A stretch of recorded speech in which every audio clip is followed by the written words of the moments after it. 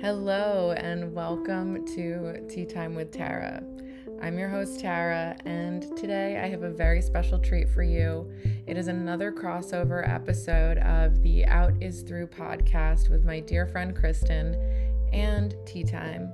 So, we are both very passionate about relationships and personal growth, and decided that since we were brewing the same types of projects, that we would team up and pour it into this beautiful blend of an episode that you are going to check out.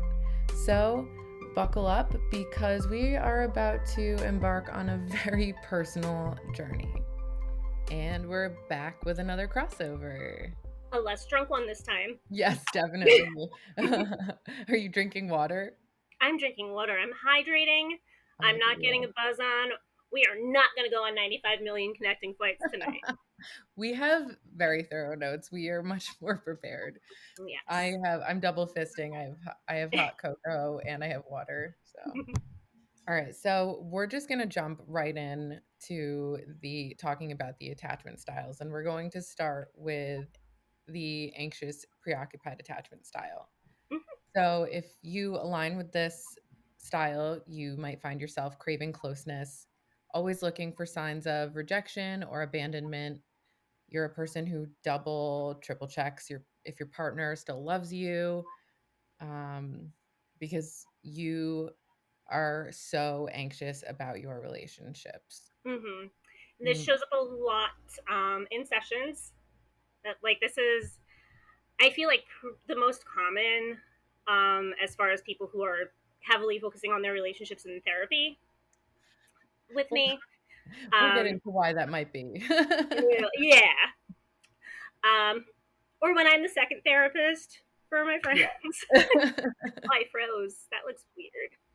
Um, so this is somebody who is just in this constant cycle, ruminating, trying to predict, explain their partner's behavior, um, over analyzing every single nuance, every single change of tone, every single text exchange. Oh, what do you think they meant by X, Y, and Z? And I don't relate to that at all. no, not remotely you. That's definitely me. This is my attachment style. Yes. Well, I would say, well, again, we can kind of talk about it, but I have moved away from anxious and I'm working on Yeah, how to be well, more that attachment is, and style. this is spoiler alert for later. That is something that is entirely possible Yes. to do. It's obviously super helpful to have a partner who helps with the reassurance in that department, who can create that sense of emotional safety and security for you in your relationship dynamic. Um, that's how I healed mine too, which is not anxious. I am the fearful avoidant slash disorganized type, which is a lovely combo of all of them. I'm jumping ahead. Oh And yeah. fun fact, Y'all are messy. I was talking about this with a client who kind of thought she was anxious, but I'm like, no, you sound that sounds like some shit that I would do. Yeah. And it is, so we looked it up to like try to find resources for her, and it's like, yeah, this is the like one of the worst ones you can have. This is like the hardest thing to heal from. And I'm like, well, shit, I don't want to tell her that. Right. That's not helpful. And it's like, but you can. I'm proof. If I Yes. can do it, you can do it. Yeah, exactly. All right. And I'm a So hot we're mess with it too. Like, just because I'm a therapist, it does not mean shit. Because your attachment styles, therapists your have attachment. therapists. All right, so we're gonna jump right into a imaginary scenario, an imaginary scenario where so there's a couple. We'll call them Sarah and Liam. Sarah has her own internal alarm system that goes off whenever Liam doesn't text back right away. So immediately she jumps to thinking that he's losing interest or that he's with somebody else. And she needs constant reassurance from him. And so it becomes a very exhausting dynamic. So Mhm. that is a classic example of the anxious type. Mm-hmm. Sarah loves me as a therapist too. I have a lot of Sarahs. It's anxious preoccupied.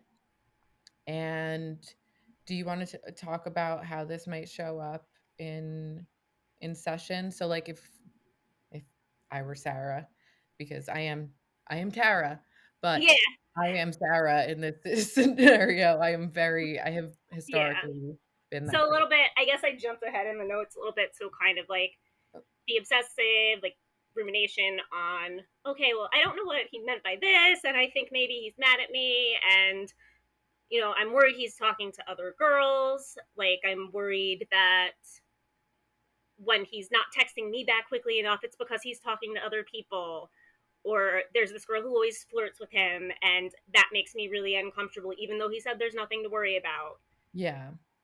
And these are, I mean, a lot of it is repetition too with what they're doing. So it actually is not that much heavy lifting for me as the therapist in that scenario, because a lot of it is just kind of like letting them vent all that anxiety out Yeah. before redirecting and So doing all of that cognitive reframing. for me, I don't necessarily, or historically wouldn't necessarily go right to like, oh, I'm being cheated on, but I would definitely go to the headspace of like, oh, they don't really like me, or they're not really interested, or they're losing interest. Mm-hmm. And so that's always where my head would go. Mm-hmm. And I mean, I know it's basically the same concept of like kind of helping to reframe, but I mean, realistically, it's hard to have a different perspective if you don't have a different perspective. And it's really helpful to talk to a therapist or a coach to help you kind of think outside of that mindset. Yeah, exactly. And then, so the other thing too, like that kind of that anxiety, that thought spiral of like they're losing interest, like is not necessarily exclusive to um, anxious preoccupied type, Hmm. because us fearful avoidant types will do that too. But I think the difference is in how we respond to that. So for you as the anxious type, like yourself identifying as the anxious type, Hmm. how do you respond when that thought pops in your head, like this person's losing interest? I And mean, we'll like compare and contrast our responses. I feel like that'll yeah, be I fun. mean, I used to be like, "Oh, I have to pursue them." Like I have to it almost became like a chase. Like I had to like make it right and make sure everything was okay. And um it was very I don't want to say it was aggressive, but it was kind of aggressive. Like it was kind of a lot. It's a lot. It can be a lot. Mm-hmm. Mm-hmm. Like constantly that constant asking for reassurance. Are we okay? Um yeah, stuff like always do you love me? Are we okay? Those kinds of things. Mm-hmm. See, and for fearful avoidant, like I'm having all of those same thoughts, but that shit's happening behind closed doors. Mhm. Like, I am cool, calm, and collected on the surface. You are not going to see my facade crack. You are going to have no fucking idea when I come out sideways at you later. You're going to be really blindsided by it and be like, "Where the fuck did that come from?" um, and some of the things that I am potentially going to do is like kind of, you know, in my unhealed, like not having yet moved to a more secure place pattern, of Mhm. course. Um, Kind of a little bit of that game playing. Like, okay, well, this motherfucker didn't text me back for 3 hours, so I'm gonna make them wait 4. Yeah. Or I'm not gonna Well, text their ass till tomorrow, and I'll see if they follow up, I and then thought I'll that make was them the wait next some more. one. I was gonna say that's the next one, but it's not. All right, so we're It's jumping not the ahead. next one. I'm So, just oh like, no, my ring but it's light a went fun out. compare and contrast though, because there Oh yeah. are Well, there are so many kind of overlaps. not only that, but and I guess we're going to talk about this too later on, how anxiously attached people and avoidant attached people usually end up in relationships because of, and it creates this push-pull dynamic. So Mhm. first, we'll go back and just kind of wrap this up that basically there are ways to deal with it, which we just went over, and you do have every right to express your feelings in a relationship. And You it's healthier just than my shit, by the way, to express those feelings. In case that wasn't clear.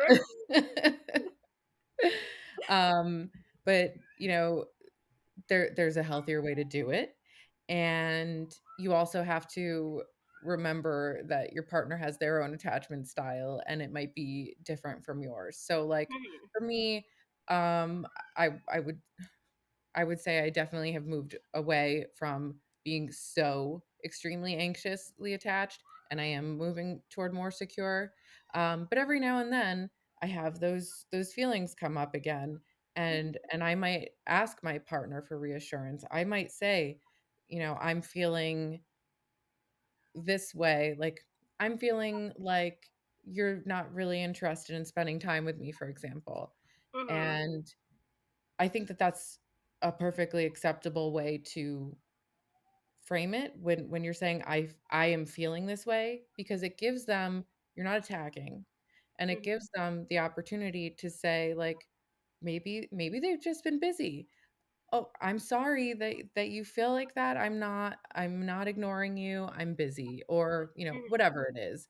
Or, I have different needs as far as time and, like, quality time. Well, Yeah. I love actually languages, love languages. yes. I actually have a real-time example of that I can share, or like a personal example, not really real time, Okay. but, kind of kind of one of those moments for me, um, where I realized I was healing my own attachment style, where I realized I was kind of moving away from that place, with somebody that I was talking to before I got together with my current partner, Mhm. who I was really interested in, and who just, great person, just had a lot of stuff going on, was navigating Right, a separation, was navigating um, a co parenting dynamic right. with the ex. And also, we were getting into the holiday season, and what does all of that look like Yeah, it's a lot. in all that? Mhm. And of course, not going to see the facade crack, but I'm doing this like anxiety thought spiral in my head about things, and kind of just stop myself and talk myself down. It's like, okay, well, I know X, Y, and Z is going on in this person's life. Right. Like, and it's the holiday season. Everything is crazy right now. All of that. And I pretty much, like a day or so later, after I had kind of reframed myself, talked myself down in this way, got a text from him saying pretty much exactly that. Like, hey, sorry I've kind of been MIA. Like, things have been a shit show with the holidays. Kids have a lot of extracurriculars going on. Um, things are not great with me and the ex because holidays are a rough time there. And kind of like all of the possible, logical, reasonable explanations that I had talked myself through were, in fact, the reality of the situation, It's usually how it goes. without, yeah, without my spiraling, without my, I don't even think I reached out before I got this. I think this text was like unprompted, and I had done some like more passive, just like sharing a meme through Instagram or something kind of Well, thing. actually, that's a really important point to make, I think, here for those of us who are anxiously attached, to pause. And even if you're not able to in that moment pause and think rationally, pause, because afterwards, just taking a step away from it is going to help you to think more rationally if you give yourself some time. Mm-hmm. So I might, in with my partner, I might just have an anxiety spiral, and instead of immediately texting about it or calling or whatever, I would put my phone down and walk away go and do something else and then go back to it when I realize that it either wasn't that big of a fucking deal or that was my old attachment patterns Yeah, because creeping. you can choose that option, Yeah, or you can just sit there marinating in your own discomfort. Like, yeah. there's not really a door number three with that situation. Yeah, pretty much. All right, so dismissive avoidant attachment. Mm-hmm. Um, this one we are going to talk about a couple called Alex and Sam. So, whenever Sam tries to discuss their future or deepen their relationship, Alex tends to dodge the conversation or gives very vague, non-committal answers. It's clear that emotional closeness makes Alex uncomfortable, and they prefer to maintain an emotional distance. I love that This you included NBs in here, by the way. Side note. this can leave Sam feeling unsure and unloved about the relationship's future. So, like Alex, people with a dismissive avoidant attachment style often highly value their independence, sometimes to the point of coming off as emotionally distant in relationships. And they might struggle to open up and express their feelings and actually downplay the importance of close relationships because of their attachment style. Mm-hmm. Yeah, this attitude of, so somebody in a session with this is somebody who's very like, I really don't need anybody. Um, or in a relationship, I've been in relationships with both anxious and avoidant, actually with all three types. I've had some secure partners too, which are best case scenario for me to be healthy in my own shit. Right.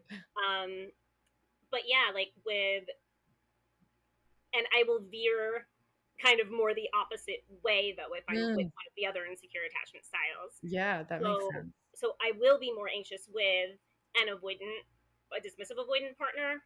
Hmm. um and that was, the last person I was with who fit that profile.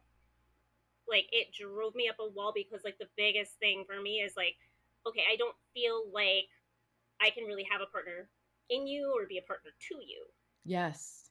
And because, you're not letting me in, like, you identify, like, I see you, like, I see you, I know you, I get you, like, you identify so strongly as this, like, independent, like, hold shit down, I can figure everything out kind of person. And energetically, because like we're in this relationship, we have this connection, like, I know that you're struggling, I know Hmm. that something's off, I Right. don't know if it's something between us, and I may or may not be too proud to ask in any given moment, Right. because I fluctuate with whether I'll bring it up or not. Right. um and then it's like a week later, after the problem's resolved, is when maybe my partner would let me in on, this is what was actually going on with me. Like, Right. this is why I've been distant. This is why I've been weird. It's like, well, you could have fucking talked to me about it and let me be there for you. Like, I want to do that. Right. But there are also people who just don't ever come back to it and tell you and just continue that pattern Yeah. Yeah. of like basically just not being capable of, or I mean, I guess I can't say everybody, but you know what I mean. People Yeah. mostly have the capacity. So it's not about being capable, there's more to it. But like Yeah. these types typically will just really not want to talk about feelings, and uh they even struggle to show affection. Like Yeah. it's like you said, cool as a cucumber on the outside, Well, like and they also, on the flip side, I can't remember if you had this specifically in here, they will have difficulty receiving affection from a partner a lot of the time too, where it's just like, and I've been that person too. I've told you the story. early on with my current partner, like, who is, very effusive about how great he thinks I am. And it's very sweet, but like early on, um, he had kind of like gone off on this whole tangent on the phone one night, Yeah. like saying how great I was. And I like just curled up into a little ball, like as he was talking. Like I just like knees into my chest, like full fetal. And then I was just like sitting there quiet when he was done. I'm like, hello? And I'm like, I'm so uncomfortable right now. Like I'm full fetal position on my couch right now. Yeah. Like that was sweet, but holy shit, stop. I don't know what the fuck to do with that. Right, like, ah, it's almost like you recoil a little bit. Mm-hmm. So, Like, why are you being nice to me? Like, why are you being so nice? What do you want? That's weird. right, It's that like what do you always want? looking for the catch, always looking for like somebody to have an agenda about it. Well, Like because the reason that these types typically keep this wall up is because they've been burned in the past. And so they have this, well, fuck everyone. I can do everything by myself. I don't need anyone. I don't want anyone. Um, trying to rely on people in the past has just proven that they are utterly disappointing and yes. cannot be relied on. Yeah, exactly. And so, as the partner of someone with this attachment style, this behavior would leave their partner feeling unsure, unloved, or dismissed. Mm-hmm. So, it's important for dismissive avoidant people to know that emotional intimacy does not equate to a loss of self or vulnerability. Like, there's, Well, and vulnerability does not equate to weakness. yeah, that. Vulnerability is actually one of the bravest fucking things that you can do. Exactly. Yep. So, that vulnerability, definitely not a bad thing. Emotionally, it's okay to be vulnerable. It can make you feel much closer with your partner, and that's what builds a stronger foundation for relationships in the first place, is that intimacy and vulnerability. Obviously, to work toward healing this, you would acknowledge that you have fears around relationships, and Mm-hmm. then do the reflection and figure out where that's coming from. And it might be really obvious. You might have had one very specific bad experience that left you feeling this way, but it might be more than that. And that's okay too. You might need some help with that. Yeah. But again, to reiterate, the recognizing that emotional intimacy is, it's like, it's, you can't have a healthy relationship without that emotional intimacy. Right. Yeah. Or So even, emotional intimacy, emotional safety, yes, and like connecting in that way. Like you are depriving yourself and your partner of think that most optimal connection that you could have. exactly. If So like yeah. um I think in this case, I I know people with this attachment style, and I have actually said very plainly, just talk about what you're thinking, Mm-hmm. because what you're thinking is usually what you're feeling, and that's kind of how you start to open up emotionally and realize that it isn't that bad. Mm-hmm. Another thing that I lean into in sessions a lot of the time. So it's interesting how you said the point earlier about a lot of dismissive avoidant types will not come back the way Mhm. that my ex partner did and tell you Yeah, what that thing was ever potentially. because that's Um, kind of a little bit healthier, at least. yeah, well, and I think it's like there's almost a spectrum of it. Like there Mhm. are the people that are trying. So my dismissive avoidant partner that I'm using for this example was someone who was really trying to do the work, and that was even a conversation that we had later on when we decided to separate. It's like like Right. I see you trying. Like I've addressed this in arguments and stuff with us, and like I see you trying, I see you making this effort and like wanting to show up in this way, and I'm acknowledging that, but it's, it, I think it's something also that doesn't feel natural and doesn't feel comfortable for Right. you. Right. And that's where this disconnect is, and that was Hmm. kind of that like light bulb moment, I think, for both of us, that Hmm. had us be able to separate in a really healthy way. Right. Yeah.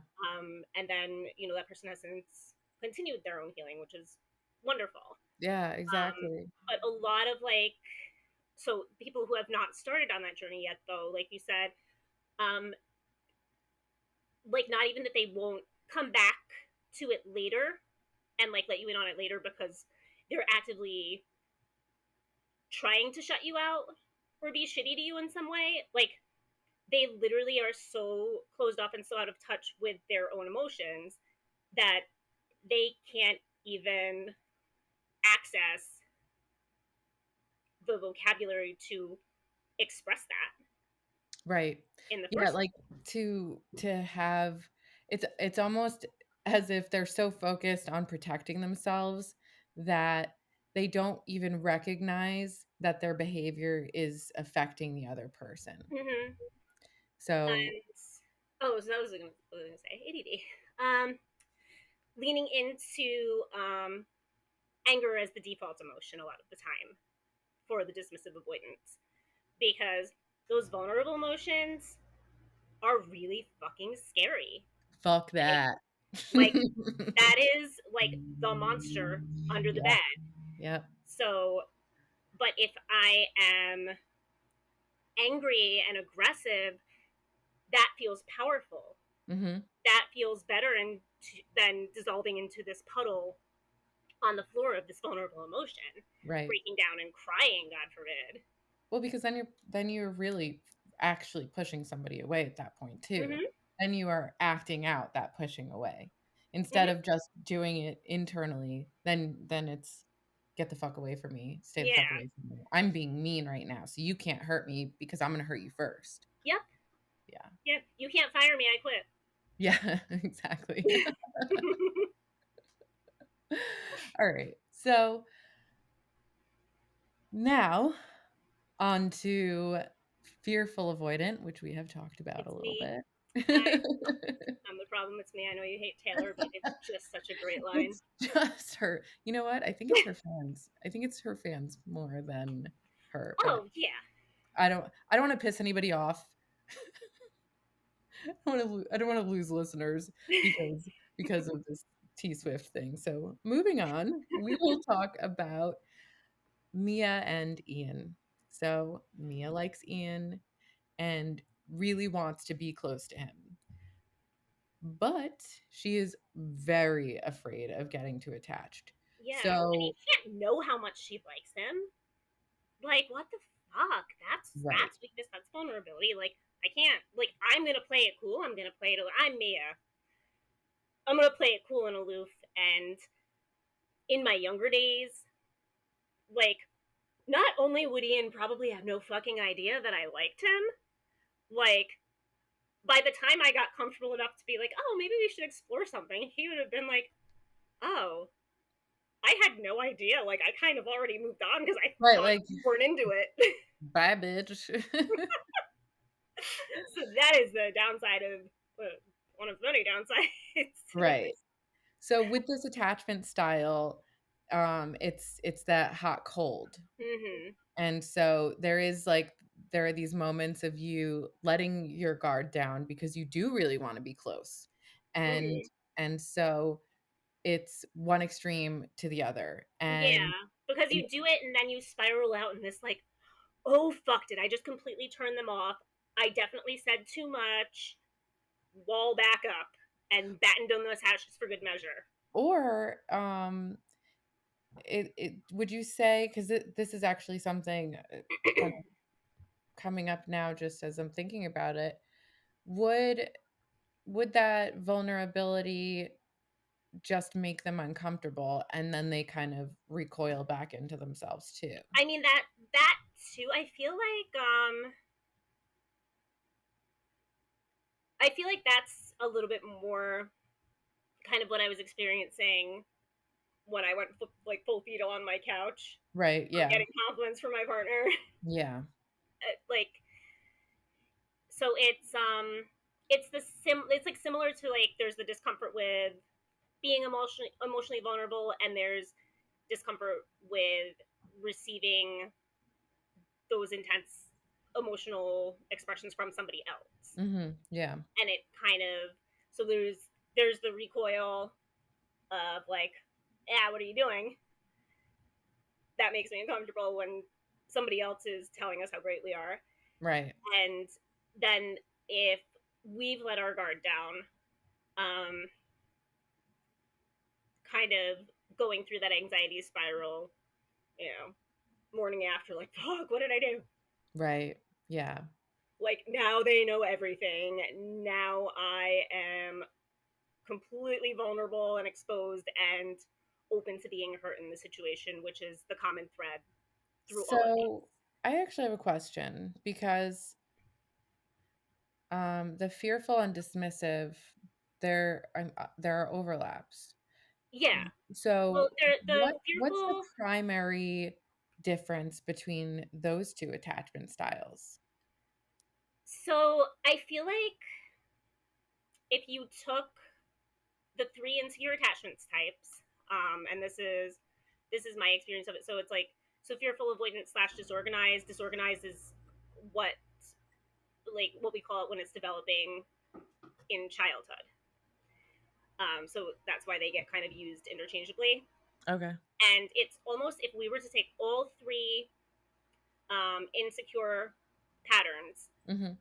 and put them into a Venn diagram, that fearful avoidant would be right in the middle because it actually has those overlaps with both. Okay. So like so it's, so there's like one extreme, the other extreme, and then like flip flopping between the two extremes depending Right. on what we're experiencing, where the discomfort is, because all of it makes us fucking uncomfortable, kind of. Right. Yeah. So you want that as a fearful avoidant person, you really want that connection, Yeah, as opposed to the dismissive who is like, no, fuck that. yeah. The dismissive is like, I don't need anybody. The Hmm. fearful, avoidant, disorganized is more like yeah, that sounds really nice. Like that sounds amazing on paper. That sounds like a great theory. But And in practice, people are unreliable. People are going to let me down. I am not holding my breath for that to be real because unicorns sound fucking great too, and I don't believe that those right. exist. Yeah, it's like that sounds nice, but no thanks.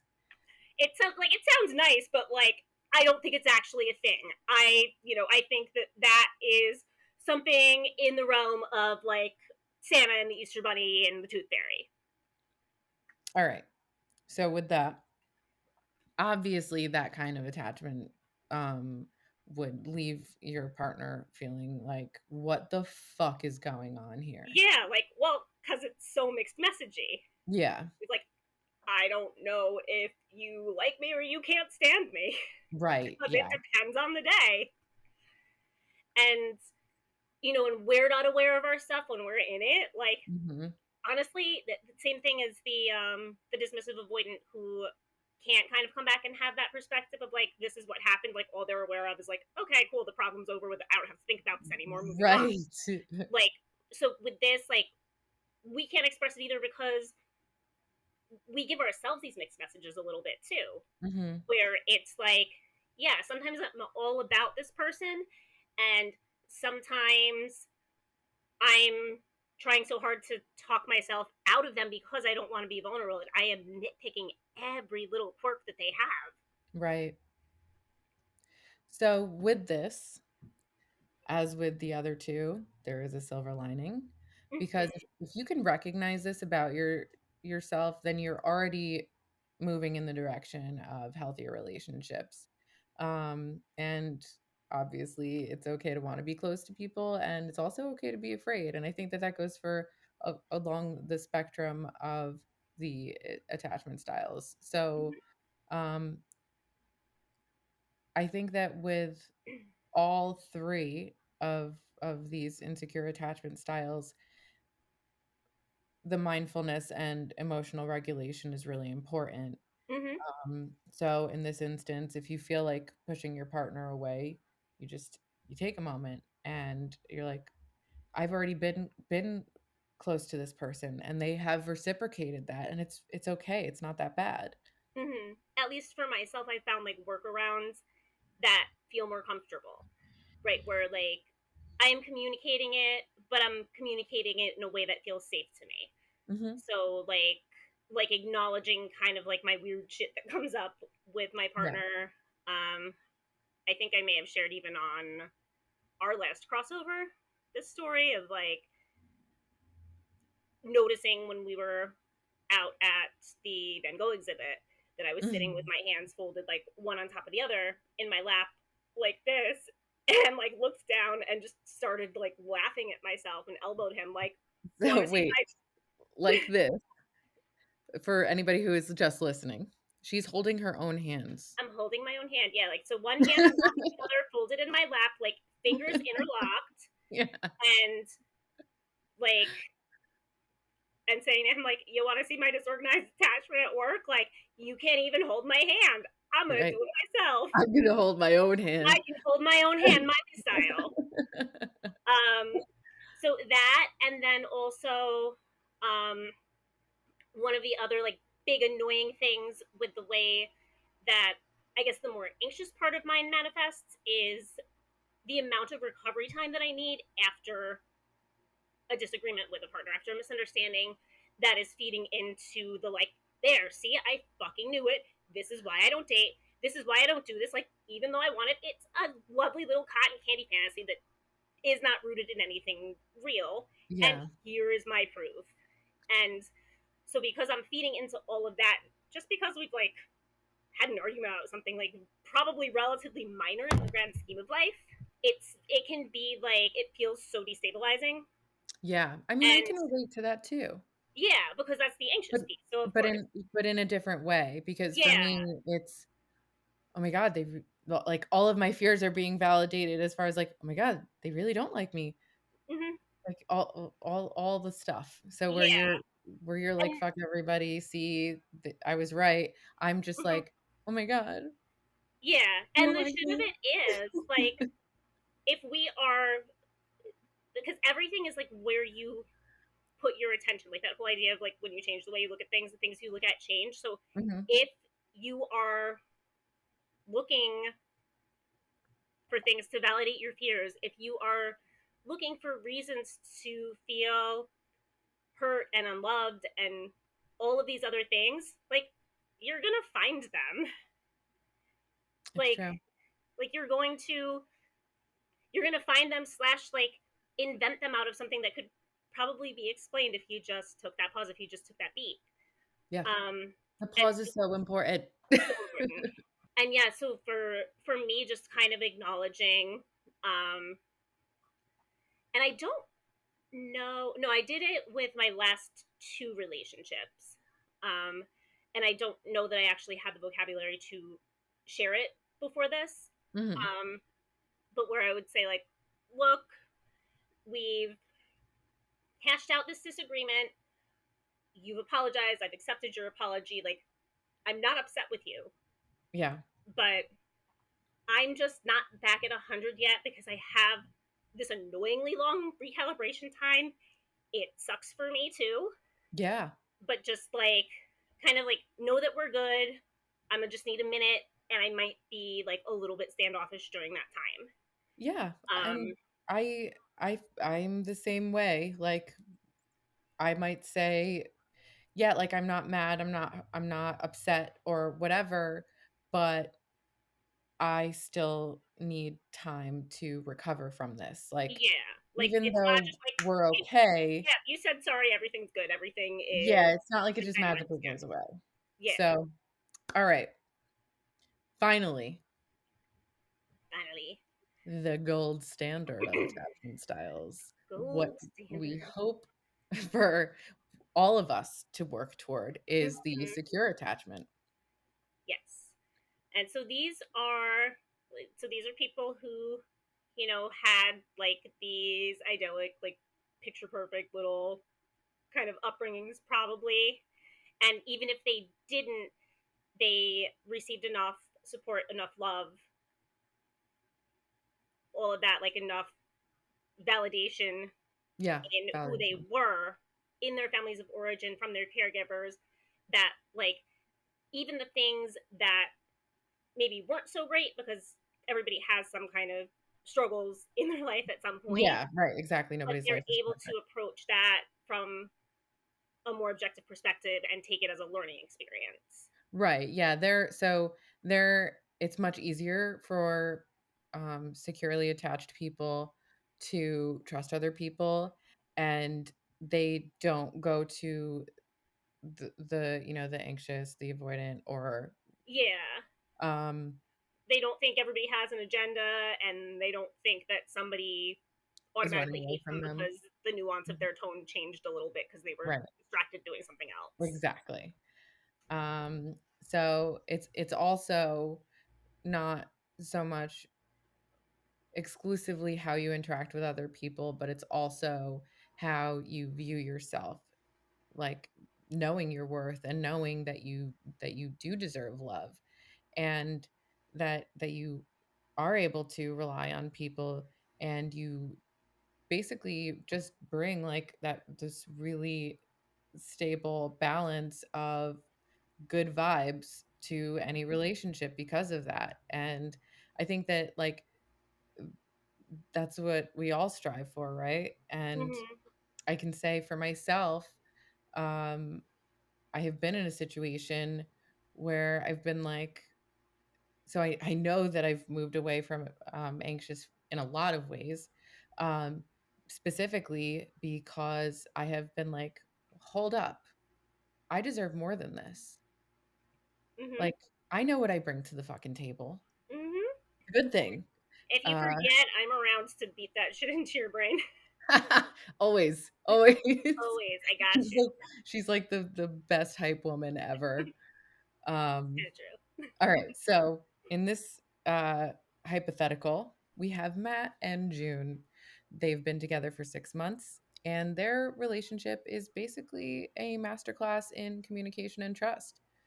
June has to travel for a week-long business trip, and Matt is just totally cool with it because, of course, they will miss each other, but there's no stressing about what's going to happen to their relationship because of being apart from each other. Mm-hmm. So they just accept that this is life, and she goes and does her work thing, and he does his, and they know that they're going to pick right back up where they left off Mm-hmm. because they both feel secure, not just in their partners, but in themselves.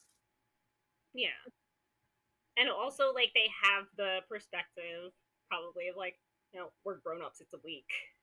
Right. Like, a week is not that long in the grand scheme of life. Like, I remember, like, a girlfriend who was like going to see her dad, who like lived out of state for, I don't know, a long weekend or something. We were like late teens, like we were Mhm. babies. And she was like, "It's 5 whole days. I'm not gonna get to see you. I'm gonna miss you. I can't kiss you for 5 days." It was like this whole dramatic thing. Yeah. I mean, I can appreciate the sentiment of like, but instead of being like, "Oh my gosh, I can't," or like whatever, it's more like, "Yeah, dude, I'm gonna miss you. I can't wait to come back." Like you're just kind of chill about it. I'm like, I can't wait to have a chance to miss you if I see you all the time. Right. Like, not because not because I hate you, not because I'm mad at you, not because like, yeah, I'm sick of you or anything, but it's just like, yeah, like I see you all the time. I'm pumped for you to be a novelty again. Right. Yeah. It just feels nice. All right. So when conflict rolls around, they just kind of roll with it. There's Mm-hmm. no running for the hills. They just talk it out because every relationship has conflict. There is no such thing as a conflict free relationship unless you're not actually in a relationship. Yeah, So yeah. they If talk you about have it. a very clearly defined friends with benefits situation, which I have had a Mhm. couple of times in my life, Well, but even then, I feel like it's an interpersonal relationship. There's no in my opinion, there's just no such fucking thing as not having any conflict whatsoever in any relationship ever. It's just when you're close to people, I just feel like the odds are very slim that you are there's not going to have slim. hiccups Yeah, along the way, there's even slim if it's of not like like full-blown conflict, right? I've had two. One I've known for 15 years, Okay. and we were like a friends with benefits scenario, kind of on and off for about 5 to 7-ish of those Mhm. 15 years, Okay. and I don't think we have ever, in the entire 15 years of knowing each other, had an argument about anything. Yeah. Like that is, it's rare, but just like Well, because we were very like upfront, this is what this isn't, that's a and secure attachment, though. In yeah, that situation, yeah, I that's wasn't securely attached in any of my actual relationships during those 5 to 7 years, but like my friend with benefits and I had that shit on lock. yeah. Well, and it's interesting because, like, I think about my friendships, and yeah, like, I don't there aren't these big conflicts because for the most part, we're adults and we just kinda talk about shit, like, Yeah. it's so important in any relationship, obviously when we're talking about romantic relationships, intimate relationships, you just approach things with the perspective of, "Hey, I am feeling this way and I'm not mad and I'm not trying to argue," Mhm. which stealing that from somebody, borrowing Mhm. it from somebody, but, like, that's great because Mhm. that's saying, "Listen, like, I need to get this off my chest. This is something that bothered me, but I want you to know that um this is not a deal breaker. This is not something that's going to cause an argument. I just want to like talk this out with you." Yeah. The securely attached partner is holy grail for those of us with an insecure style, because if we're anxious, they're going to be patient enough to validate us. Like Yes. if we're avoidant, they're going to be secure enough in themselves to like do their thing and give us our space to breathe so that we don't feel smothered. Right. So this is, yeah, like this is goals, and this is something that can be really really helpful Yeah, in the healing process for someone with a more exactly. insecure pattern. Well, and I also think that it's important to highlight because we talked about all of these different separate attachment styles, right? We talked about how the one is kind of an overlap, but just Hmm. because you like for me, I am primarily anxiously attached now, especially because I'm working on things. I'm more securely attached, but there are still some behaviors of mine that can be more avoidant, and Hmm. that doesn't mean that I'm not still. That doesn't necessarily mean that I'm like right in the middle there either. It just Yeah. means that you don't have to define it necessarily. Like there it's just really important to recognize that your whatever your attachment issues are not healthy and Hmm. to understand why they're not healthy so that you can work toward having more secure relationships and more stable relationships because I think that that's Hmm. really what it is. It's like that making it a safe place to talk about things like with I'm not mad and I'm not trying to argue, for example. That's a Hmm. really or same team is something that Same I brought team. up Yep. in a previous episode. Like setting the foundation to be like, we're doing this together. I This feel isn't like the me same against theme you. to so Yeah. many couples since you dropped that episode too. Well, shout out to Amy, the life coach, because she's the one who I borrowed that from. So I want to make Thanks, sure I Amy. give her credit. Yeah. So it's Amy, the life coach, one word on Instagram. She has really great content, Yeah, I want to give her especially, credit since I use that a lot. yeah. I heard you talk about And it. I feel like it's just really good for anybody who's working on healing, to have access to that kind of content too, because it not only is it just helpful to know, but it's also normalizing it too, where it's like, oh, other people go through that too, other Hmm. people feel that way too.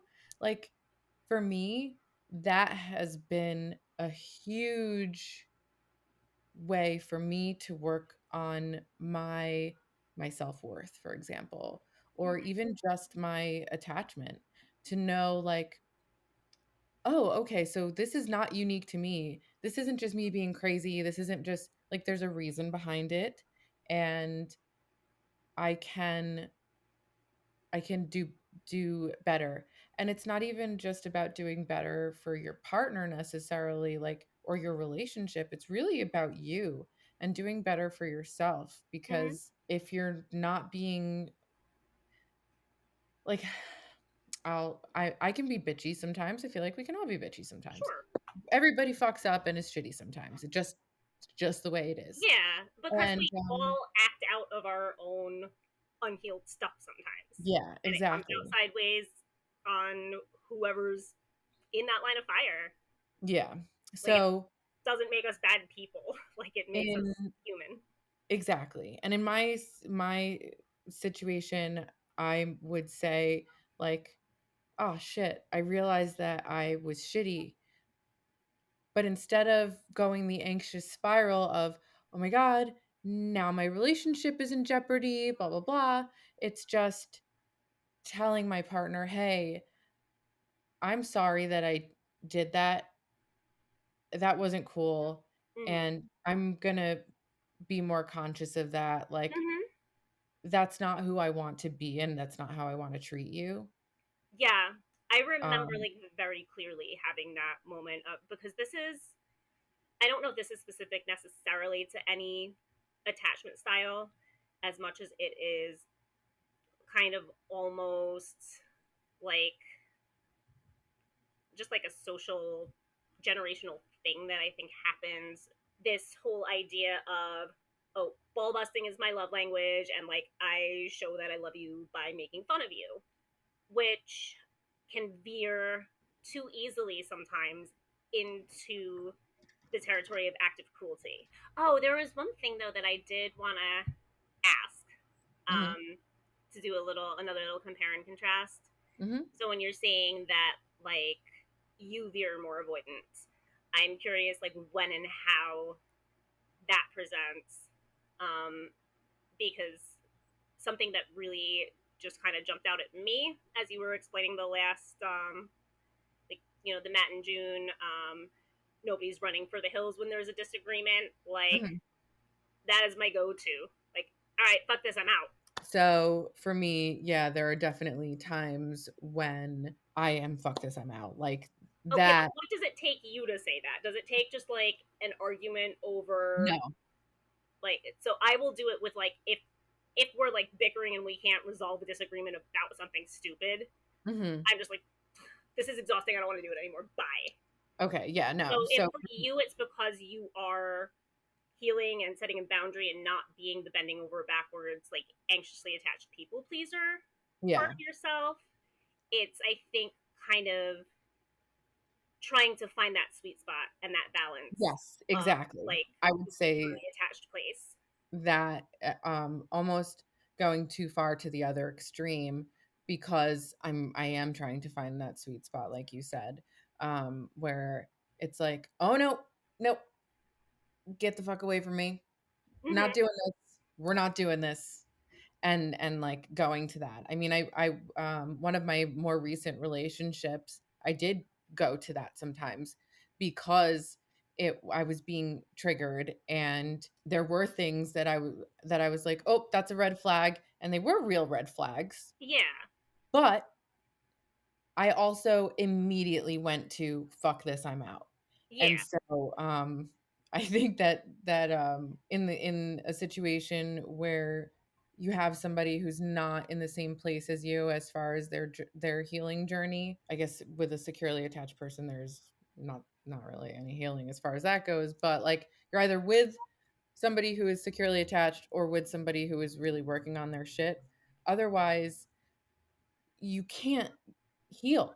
You can't Yeah. heal in a situation like that. Like for me, I know that I have been able to heal because of having a sense of security Mhm. and having someone say to me, "We're okay." Yeah. And like I care about you. I want to be with you. Like those things instead of me feeling like do they like me? Do they want to be with me? Like Yeah. So, like, for me, like, if I'm just like, okay, we have our wires crossed, like, trying to resolve this issue and it's frustrating, and I go, fuck this, I'm out. I don't, because I just don't want to deal with the frustration of that anymore. right. That is different than, like, a securely attached person can respond with, fuck this, I'm out. Because if somebody is actively mistreating you in some way, that is an appropriate response to say, Right. like, no, No, I'm not fuck tolerating this. this. I know my worth and I choose me. Yeah, like, bitch, I know what I'm bringing to the table Hmm. with that. How do you identify your attachment style? We have looked at everything. We've kind of unpacked it, given some examples, talked about Hmm. things that you can do. So that really takes spending time looking inward at yourself and doing that shadow work, I like to call it, Hmm. where you're like, Body "Okay, I am I am the problem." honoring. Hmm. Oh my God, Taylor Swift and Carl Jung overlap. Who would have thought? So, It's great when we're not drunk. So yeah, so recognizing I was looking recognizing it. at in your notes your section of how therapy can help Mhm. with it too. So yeah, more things to come. So what I'm about to talk about is excerpted from the work in progress relationship and dating rehab workbook and workshop that we will be hosting. Yes. Um, we're aiming for October because prime cupping season, Mhm. and then from that, that is a little taste of what we both bring to the table, which like we both know known is a lot, um, and kind of how we complement each other in that. So Yes. I'll be bringing the clinical expertise. Tara will be bringing kind of like the less jaded sort of like yeah, like I mean I wrote it in your like my testimonial for your dating coaching thing, like that Mhm. you have been through some of the shit that I know you've been through in your personal life and still see the good in people the way that you Yeah. do and are not jaded or bitter by Yeah. any of it is like such a beautiful perspective and like why like you're going to be just like the most top tier choice for somebody who is looking for relationship and dating coaching and Yeah. why like you are the person that I want to collaborate with me on Well, this. yeah, because I think that, like you said, you do bring that clinical expertise, and for me, like at the same time, you're also like my best friend, and so we do have this rapport with each other that I feel like we're always on the same page. Yeah, Um, like we're but working on the same stuff like in separately. parallel, not even realizing it, and that's actually how this collaboration for this episode Yeah, happened. and like So dressing alike and shit even like it's weird or like the text messages I know. like we need Um, to stop doing that. I'll be responding to your text and then like you'll send a follow up answering what I'm in the process of typing. It's like, dude, get out of my head. Yeah, exactly. So back to So like back to this. So I I am more of like keep it real. I am the um I guess I'm a little bit more touchy-feely, like yeah, not physically, but like I do have that like a different level of intimacy because I am not a therapist who has to abide by yeah, a certain code of ethics. So yeah. I can do And I am still very like irreverent and tell it like oh it yeah. is in my Yes. presentation. Like Mhm. I will never ever like I want to have a meaningful conversation Well, with that's why my we work clients. so well together Yeah, because we do complement each other in that way. yeah. But like like you're going to, I think, be like velvet glove to my iron fist with some of this too. Yes. Um, This is what we're doing. This yeah. is we are teaming up. We have our own separate businesses. However, they are not completely separate because there is overlap. And so we're going to be working together a lot with different workshops. This is just our first Hmm. official collaboration. I have the second one percolating in my brain already. Oh, shocker. I already know what's coming for round two after I finish round one. So the idea for round one, two is I have this workshop, release date, and where to buy, and all of that is going to be dropping soon on at Out Is Through Podcast, Instagram, TikTok. Probably, I still can't really figure out TikTok, so go to Instagram for all those needs. I got But you. and it can be standalone. You can get stuff out of it standalone. I set it up this way for people who maybe don't have the ability to make the financial or time commitment to a full workshop. Right, yeah. But For a full coaching program, etc. So, right, yeah. right. However, if you do, that is where you're going to get the extra, where you're going to get the interactive experiences with both a licensed therapist and a dating coach, Yeah. and And it's much more also that personalized. it's more personalized, and you're going to get that collaboration with other people kind of struggling with their own relationship stuff too. Mhm. So I am pumped for this. Like, this is gonna be so good. I know, I'm It's gonna be excited. All so right. good. So, So, how do and we help people out? What do we do? Because this is really the whole point of this is to talk about like, all right, we've both expressed that we have had and are working toward more secure attachment ourselves mhm. and identified what our attachment styles primarily are. And so, how are we going to help people? What does that look like? So what is that? So it's a 3-step process. So I'm very big on, because I think we didn't disclose it here. I think we've disclosed both um, in our Drunken Girls Night collab and separately on our individual podcasts that we both have ADHD. Hmm. And so one of the things that is super super helpful for managing any of the executive functioning challenges there is simplifying and streamlining. But honestly, whether or not you have ADHD, simplifying and streamlining the process for anything that feels super daunting and overwhelming is paramount. So this is a 3-step process. We're going to obviously be talking about more than just like 3 little basic points for a whole workshop and what I'm covering in this workbook.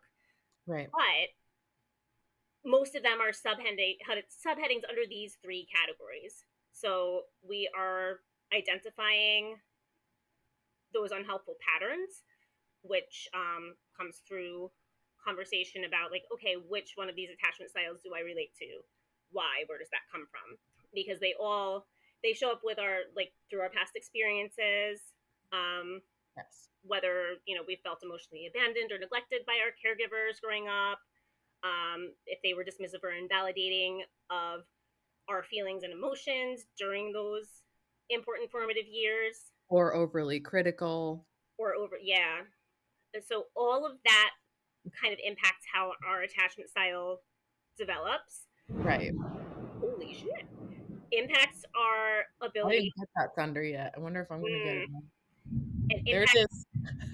So weird. Okay. Okay, we got to wrap this up because we're gonna have a lot of thunder Yeah. happening. Impacts our ability to connect to our authentic self, to like really be in touch with our emotions and be able to express and explain them clearly to other people. Yes. So this 3-step process, we're gonna deconstruct that. We're going to cultivate self-love, and then we are going to define our non-negotiables and our ideal partner profile Mm-hmm. for like what do we see as vision of this ideal future relationship that we have processed through our shit enough and gotten secure enough to know is actually real and possible and not in the same vein of Santa and the Tooth Fairy and all that. With that, it's important that you have these like must-haves and deal breakers. Like Yes. you need to be able to identify and define those two things. That's really, really Yeah. important. Non-negotiables are like a do's and Hmm. don'ts. Like you need Yep. both. Yep. Like I will not tolerate anybody name calling or Hmm. um I mean, for going me, for the emotional jugular in a disagreement.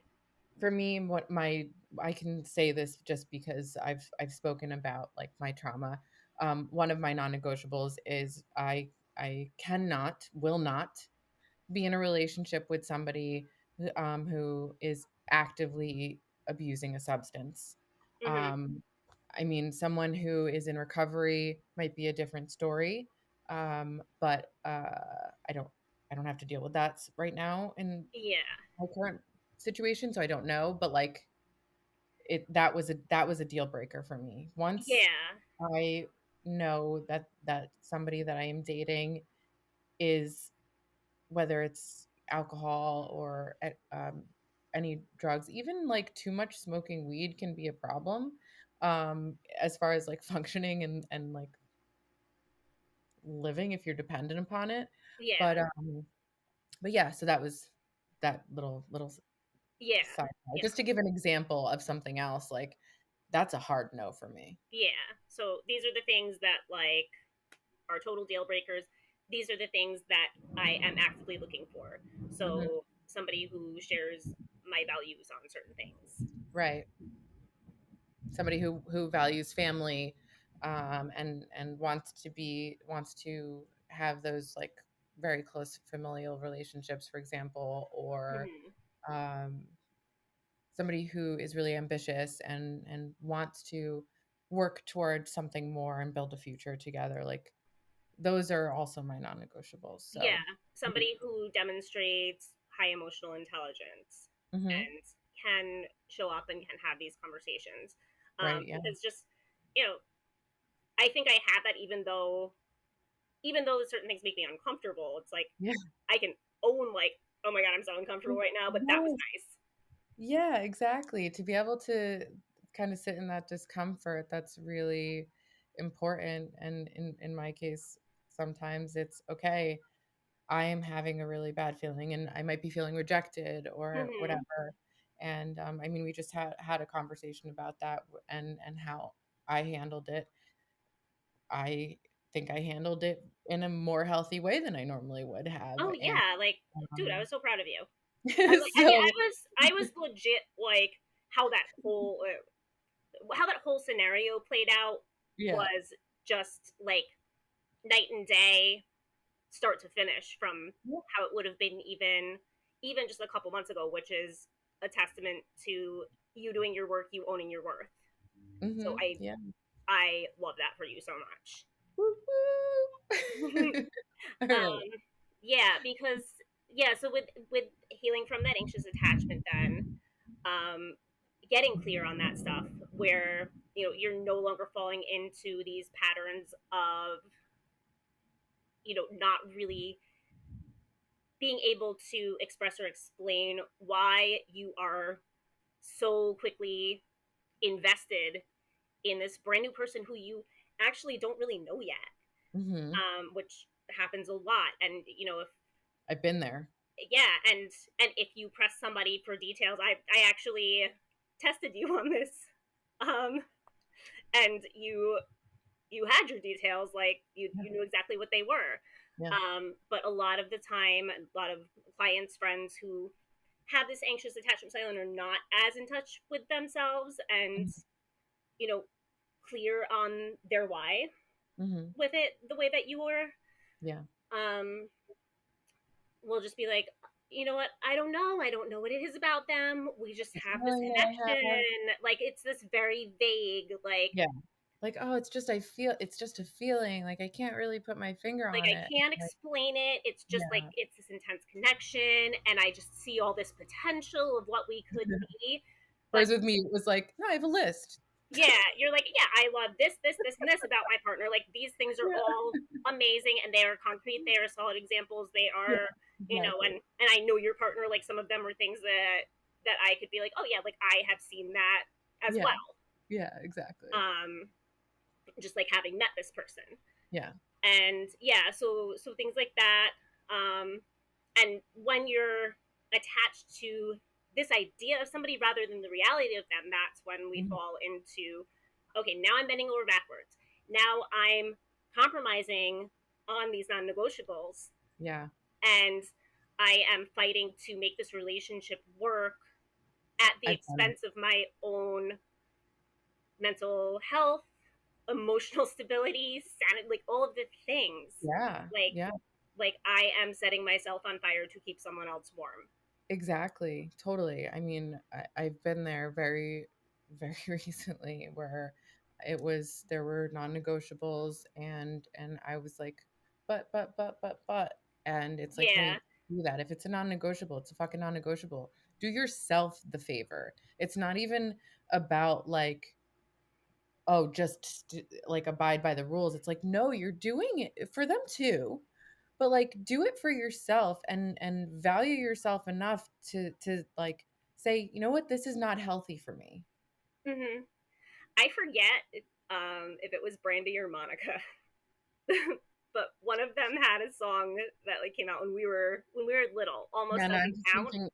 I'm just thinking of that with the Boy Is Oh, Mine but song. yeah, not the boy is I'm fine. like, But not the almost one. doesn't count. This is like a more deep cut. Oh yeah, yeah, that's Brandy. That's Brandy, right? Yeah, Yeah. Can't keep on loving you one foot outside the door. I right, feel a yeah. funny hesitation of the heart that's Pretty never sure. really sure. Can't keep trying if you're not looking for more than all that I can give you and what you came here for. Like, Yeah, it's and just knowing like that, almost like you're worth more than that, almost. Like, you wouldn't accept almost for somebody that you love. Why are you accepting it for yourself? Like, I exactly. have said this to two anxiously attached friends, not Tara, but two anxiously attached friends who are like sharing something with me really terrible that this toxic person that they're so attached to did to them. And I literally was like, what would you do if I came to you and I told you Steve had done that to me? Right. Yes. And the response I got, like, didn't even have to think about it, like, didn't miss a beat. Like, I'd be like, where does he live? I'm kicking his ass. Right. Cool. Like, if you love me that much, why don't you love yourself that much? Yeah, Like, it's why? true. Um. So yeah. So kind of recognizing all of that. Um.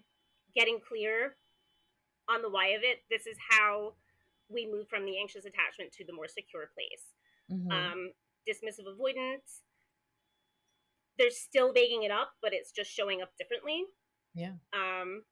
Because they're so often out of touch with their feelings that they can't express them, they can't verbalize them. Like, they're not actively trying to shut you out. They, like I said before, they just don't have the vocabulary for it beyond like, I don't know, this just doesn't feel right, and I feel bad, so I have to just kind of distance myself. But like, Well, also I don't know how to explain it to my partner, that so I'm just gonna like pull away. do yeah. So this is actually something that I've seen a couple of memes pop up about, where I think that there's this toxic idea of their effort shows how much they care. That's not true. That's not true because you're not holding into consideration that there are these different attachment styles Mhm. and that your partner might be a more avoidant attached person Mhm. or combined type and be struggling with how to accept love, how to open up, how to commit in the first place. Like all of those things doesn't mean or all of those things don't mean that they don't care about you and don't want to be with you. It's just Mhm. that they're struggling with their own stuff. And so I think that that's really important to Mhm. point out because I keep seeing these memes pop up about, well, if If they they're, wanted to, they would. Like, yeah, okay, so I need to find this because no, you will absolutely. I'm pretty sure you'll know who she is when I send it to you. yeah, You will love Sabrina. She does like she's done so many things recently, like little duet TikTok things with people doing the okay, like, if he wanted to, he would. And she's like, nope, this is bullshit. Here's why. And you're going to be really unhappy in playing games if you keep operating in this mindset exactly. because It's toxic. it's toxic and it's disempowering. It makes you feel like shit. Well, yeah, because then it's like, well, it puts you almost as like, well, why doesn't this person care about me then? Yeah, Like, why am I not enough? It feeds into all of that yeah, insecurity. yeah. And So like, if we're looking for those reasons to feel insecure and feel anxious and feel shitty and feel bad about ourselves, like it's not hard to find them. right, exactly. I know. Like, yeah. All right, So, so I think that what we have covered here, we've covered a lot of ground here. And yeah. I think that we've given kind of a taste of what we are working on and what we are going to be offering people who want to come to the workshop or who want to see you as a therapist, for example, or Just want see you as a to coach. see me as a coach or get Oh, because into they've got combo packs. because we have combo packages where we're working together. Mhm. So, in my case, like I have a bunch of packages on my website, but I'm flexible. She's flexible. Just because it's not up on the website doesn't mean we won't work with you. Just like reach out and we can kind of figure out something that does work for you. Yeah, and reach out to either of us, honestly. Yeah. Um, Because if I see that something is beyond my level of expertise, I'm not going to bullshit. I am not going to pretend like I know because I am a student right now. And so while I am studying psychology, I am not a practicing um, counselor therapist because I don't have those qualifications. I don't have that training. So that's where I would refer somebody to you, for example. hmm, That's yeah, outside of my area of expertise, basically, yeah. so But I think the infusion blend of both of us is gonna be, it'll be its own special thing that you are not going to get in the same way, yeah. like with because therapy session is going to be very different. Or coaching session Then by the itself is going to be very yeah. different, but like incorporating all of that for like that full, complete, like, yeah, like we got you. So, That's going to be so dope.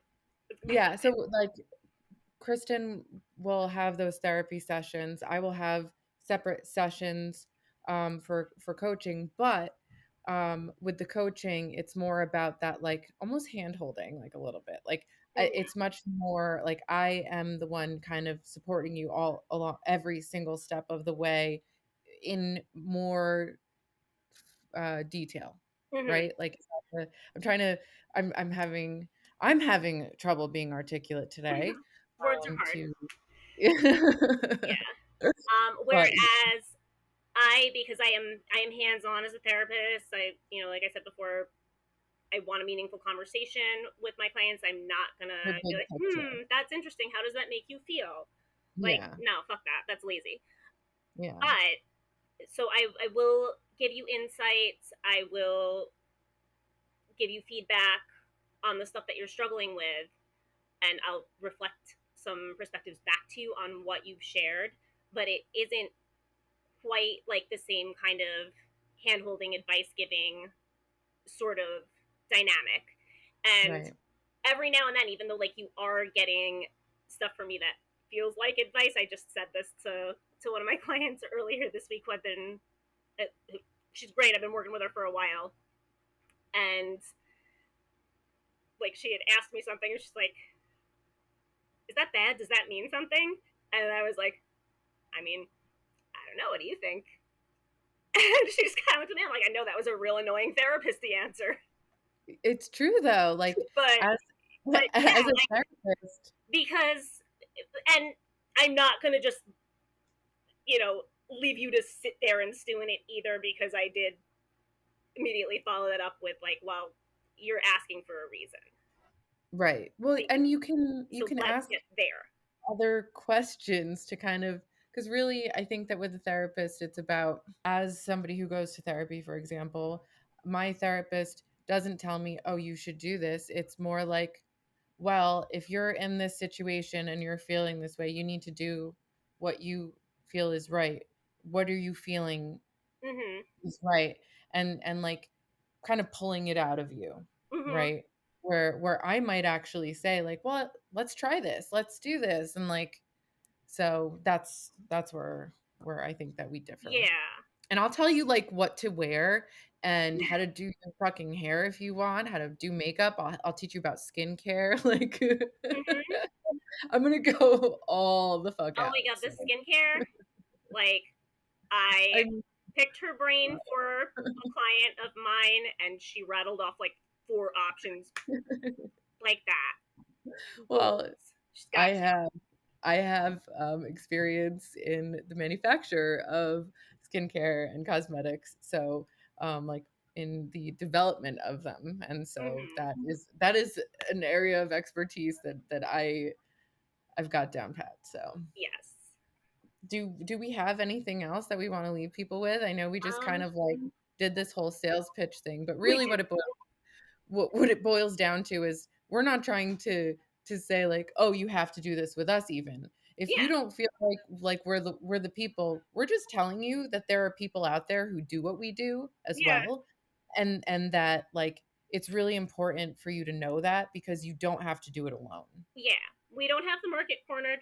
Also, if you don't live in the state of New Jersey, unfortunately, you can't come to therapy with me because I'm currently only licensed to practice in the state of New Jersey.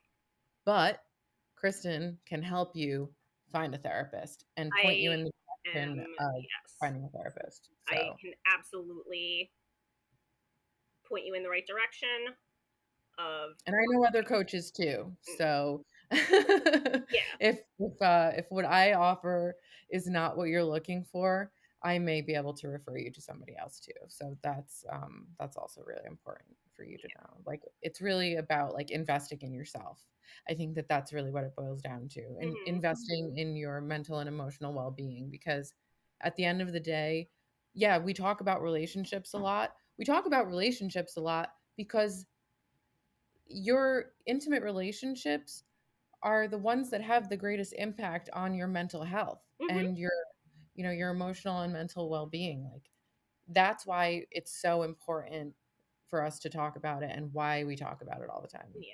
And granted, relationships is one of my personal areas of expertise in therapy and in the work that I do.